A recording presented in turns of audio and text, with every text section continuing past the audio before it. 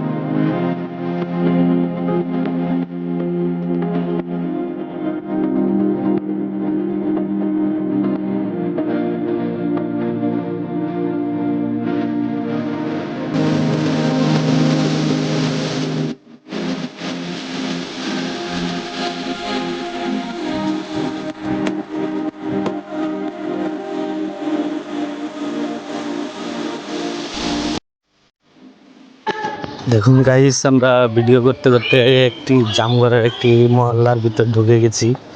দেখুন মহল্লার কি অবস্থা, মহল্লায় অনেক পানি কাদা জমে যায় বৃষ্টির সময় হলে, তো অনেক কষ্ট হয়ে যায়। আমরা তাই ভিডিও করছি, দেখুন।